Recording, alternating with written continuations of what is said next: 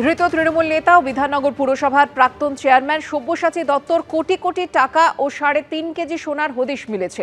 আদালতে জানালেন সরকারি আইনজীবী। ধৃতকে আরও 6 দিন পুলিশ হেফাজতে রাখার নির্দেশ দিল আদালত। সওয়াল জবাবে প্রভাবশালী প্রশ্নে উঠল অভিষেক বন্দ্যোপাধ্যায়ের নাম।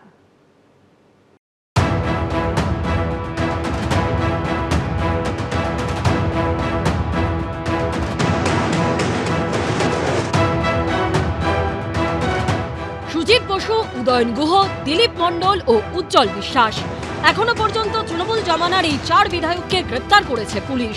গ্রেপ্তার করা হয়েছে একাধিক প্রাক্তন তৃণমূল বিধায়ককেও। তার মধ্যে অন্যতম হলেন সব্যসাচী দত্ত, প্রাক্তন তৃণমূল বিধায়ক, বিধাননগর পুরসভার প্রাক্তন মেয়র, প্রাক্তন চেয়ারম্যানও। কয়েকদিন আগেই তাকে গ্রেপ্তার করে পুলিশ। তাকে লক্ষ্য করে ডিম ছোড়া হয়।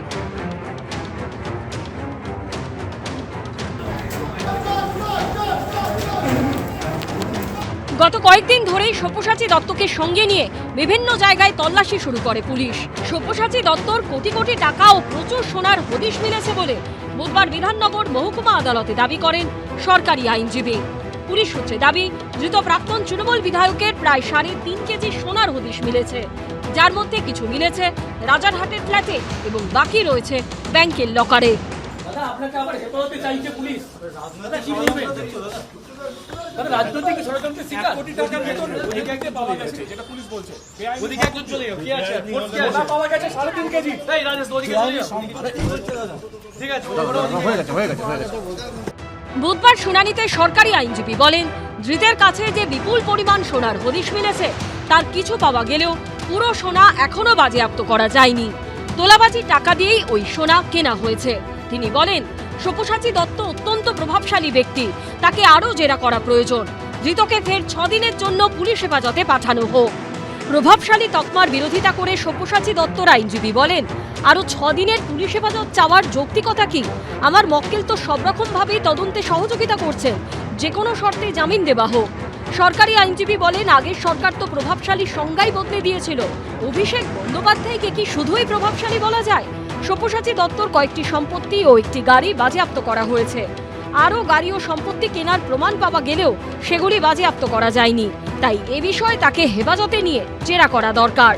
পুলিশ জানতে চাইছে যে এই যে সোনা, এই 3.5 কেজি সোনার পাশাপাশি আরও সোনা কোথাও না কোথাও রয়েছে, তার রসিদ কিন্তু ইতিমধ্যে তদন্তকারীদের হাতে এসেছে। গত রবিবার রাজারহাটের ফ্ল্যাটে অভিযান চালিয়ে তাই সেই সোনা উদ্ধারের জন্য এবং তার যে আরও নামে ও বেনামে প্রপার্টির সন্ধান মিলেছে সেগুলোকেও রিকভারি করার জন্য বা বাজেয়াপ্ত করার জন্যই কাস্টাডি প্রয়োজন বলে আজকে কিন্তু পুলিশের তরফে 6 দিনের পুলিশ কাস্টাডি চাওয়া হয়েছে। আমাদের বক্তব্য ছিল যে উনি জনপ্রতিনিধি ছিলেন, ওনার অন্য কোনো আয়ের সূত্র নেই।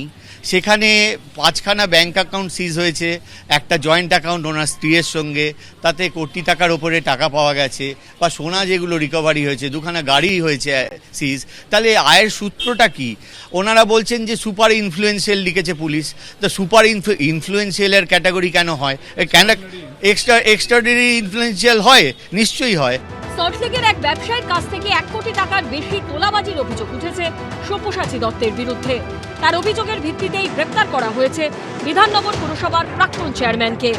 আমার কাছে উনি এই 2.5 লক্ষ টাকার পরে 1 কোটি টাকা ওনার রোজ বায়না ছিল। বাড়ি করতে গেলে টাকা দিতে হবে, বাড়ি ভাঙতে গেলে টাকা দিতে হবে, কিনতে গেলে টাকা দিতে হবে, বেচতে গেলে টাকা দিতে হবে, না দিলে মারবে। 1 টাকা যদি আমাকে কোনোদিন দিয়ে থাকে, প্রমাণ করতে পারে, আমাকে ফাঁসি কাটে দিয়ে দিক, আমি রাজি আছি। পুরোটাই ফলস, ফেব্রিকেটেড।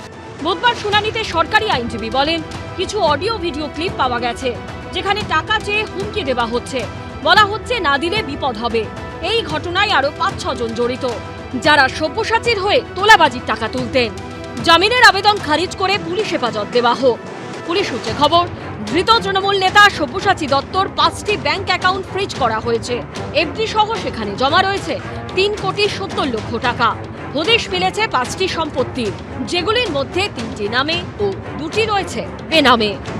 পুলিশ সূত্রে যেটা জানা যাচ্ছে যে তাকে জিজ্ঞাসাবাদ করে তার বিপুল সম্পত্তির হদিশ মিলেছে, যার মধ্যে বাজেয়াপ্ত করা হয়েছে এই যে একটি গাড়ি, যেটি সব্যসাচী দত্ত যখন বিধাননগর মিউনিসিপ্যালিটির চেয়ারম্যান ছিলেন সেই সময় এই গাড়িটি ব্যবহার করতেন। পরিষ্কারভাবে এখানে লেখা রয়েছে যে ডেট অফ ইস্যু 18/5/2022 এবং ভ্যালিড আপ টু 31/5/2023, অর্থাৎ যে সময়টুকুতে তিনি এখানকার চেয়ারম্যান হিসেবে ছিলেন সেই সময় থেকে এই গাড়িটি কিন্তু ব্যবহার করা হচ্ছে।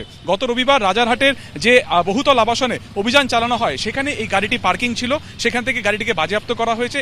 সল্টলেকের এক নেতা কিলো কিলো সোনা কিনছে, কোটি কোটি টাকা তার বাড়ির থেকে উদ্ধার হচ্ছে। অতএব কিভাবে মানুষের উন্নয়নের টাকা, মানুষের কাছ থেকে জোর করা আদায় করা টাকা, সেই টাকা এখন উদ্ধার হয়ে এটা প্রমাণ হচ্ছে যে কত বড় চৌর্যবৃত্তির রাজত্ব এখানে মমতা ব্যানার্জি কায়েম করেছিল। কি কি মেরিট, কি রিকভারি, কি সিজার, যেগুলো বিন্দু বিসর্গ জানি না। আমার মনে হয় সব্যসাচী বা তাঁর যে আইনজীবীরা আছেন তারা নিশ্চয়ই আদালতে সেগুলো তার পক্ষে যেগুলো বলার বা যেগুলো এজেন্সি বলছে তার বিরোধিতা যেগুলো করা নিশ্চিতভাবে সব্যসাচী বা তার আইনজীবীরা করছেন। পুলিশ সূত্রে দাবি, রাজারহাটে যে ফ্ল্যাটে সব্যসাচী দত্ত থাকেন সেই বহুতলের 10 তলায় বেনামে নামে কেনা একটি ফ্ল্যাটের হদিশ মিলেছে। তদন্তকারীদের অনুমান আরও সম্পত্তির হদিশ মিলতে পারে। এবার বারাসাত থেকে তৃণমূলের হয়ে ভোটে লড়েন সব্যসাচী দত্ত। বিজেপির কাছে পরাজিত হন তিনি। সব্যসাচী দত্তর পুলিশ হেফাজতের মেয়াদ আরও 6 দিন বাড়ানোর নির্দেশ দেন বিচারক। সুকান্ত মুখোপাধ্যায় ও রঞ্জিত সাউয়ের রিপোর্ট, এবিপি আনন্দ। এবিপি আনন্দ, এগিয়ে থাকে, এগিয়ে রাখে।